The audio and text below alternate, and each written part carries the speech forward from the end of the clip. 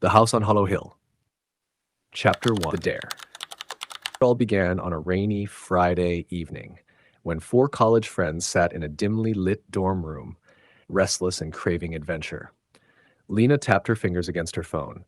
I'm bored. We've done everything on campus, parties, movie nights, even ghost hunting in the library basement. Nothing ever happens. Mark leaned back in his chair, a mischievous grin spreading across his face. Well, there is something. Have you guys ever heard of Hollow Hill? Sophia frowned. That's just an urban legend. You mean that creepy house at the edge of town? People say it's haunted. That's because it is, Mark replied, lowering his voice dramatically. They say anyone who enters never comes out the same. Some don't come out at all. Daniel, the quietest of the group, looked up from his notebook. It's just stories. Probably a decaying building with raccoons and bad plumbing. Mark smirked. Then let's prove it. I dare all of us to spend one night inside the house. The room went silent. Finally, Lena spoke. You're crazy, but maybe that's exactly what we need. Something real, something unforgettable. Sophia hugged her arms around herself. I don't like it. What if something happens? Nothing will happen, Mark said, already grabbing his jacket. Midnight. Tonight. We'll drive there, take some pictures, and leave. Easy. And so, against Sophia's warnings, the four friends piled into Mark's car and drove into the storm. The road twisted uphill, lined with dead trees whose branches clawed at the car windows. Finally, the headlights caught sight of it, a looming three-story house, black against the stormy sky. Its windows were hollow sockets, staring down at them. This is a bad idea, Sophia whispered. But they were already climbing the creaking steps. The front door groaned open on its own, as if welcoming them. Inside, the air was thick with dust and mold. The smell of rotting wood hung heavy. Their flashlight beams cut through the darkness, revealing peeling wallpaper and broken furniture. Mark laughed nervously. See? Just an old house. Nothing to be scared. A door slammed upstairs. Everyone froze. Wind, Daniel muttered, though his voice shook. They moved deeper inside. The floorboards moaned beneath their weight. Every step echoed through the silence. Then, without warning, the front door behind them slammed shut with a deafening bang. Sophia ran back, pulling at the knob. It didn't budge. We're locked in, she whispered, and for the first time, none of them laughed. Chapter 2. Whispers in the dark. The house swallowed their voices. Every word seemed to dissolve into the walls. Lena tried to stay calm. It's fine. There must be another way out. Houses have windows, right? Mark raised his flashlight toward the staircase. Maybe upstairs. They climbed cautiously, the wooden steps groaning. On the landing, a draft made their lights flicker. That's when they heard it.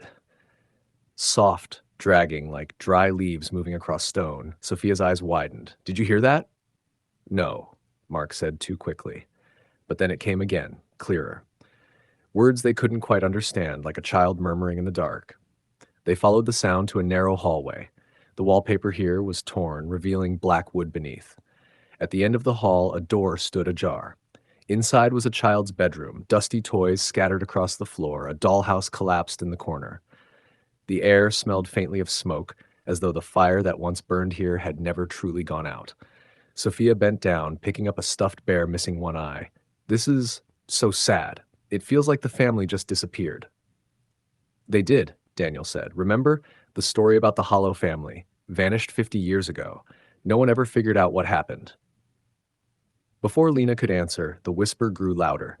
This time it came from the wall itself. She shined her flashlight across the faded wallpaper and screamed. A shadow moved, not their own, but a tall, distorted figure gliding across the wall before slipping into the corner. The friends scrambled back. Okay, Mark said, pale now. That's not normal. In the corner, half hidden beneath rubble, Daniel noticed a small door, barely large enough for a person to crawl through. He pulled it open, revealing a dark crawl space. Inside, wrapped in cobwebs, was a leather-bound diary. Chapter 3. The Diary's Secret. The diary's cover was cracked, its pages yellow and fragile. Lena carefully flipped it open. The first entries were innocent, written in the looping script of a young girl named Amelia Hollow. She wrote about playing with her dolls, about the garden her mother tended, about her father bringing home gifts from his travels. But as the entries went on, they grew darker. Father brought home a mirror today, one page read. It is beautiful, but I don't like the way it looks at me.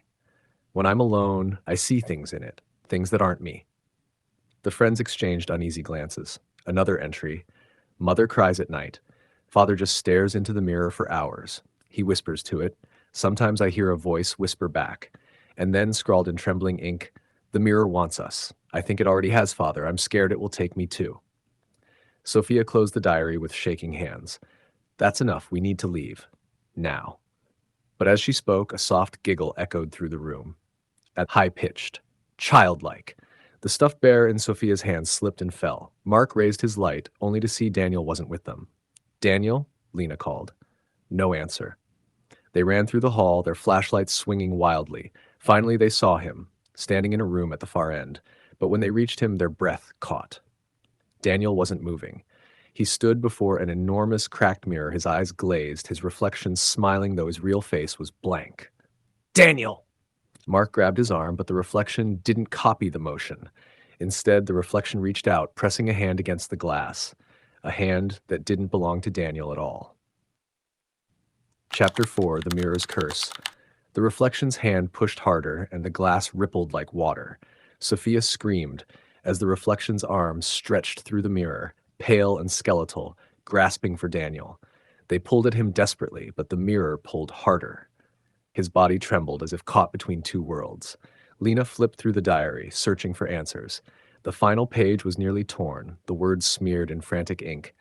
The mirror feeds on us. It keeps us here. If broken, the evil may escape. If untouched, we remain its prisoners forever. Lena's hands shook. We can't leave it. We have to destroy it. Mark grabbed a chair and swung it at the glass.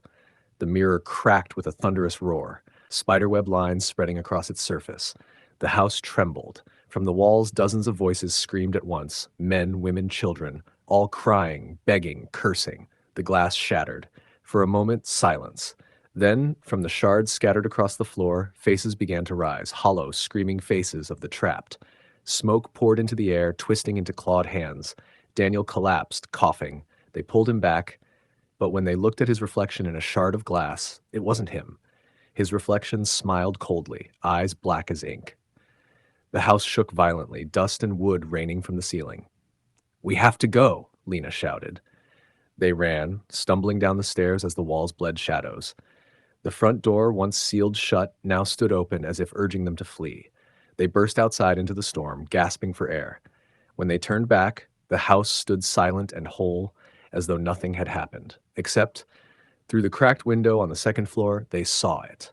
A mirror, perfect, unbroken, and in its surface 4 terrified faces stared back, not from outside, but from inside.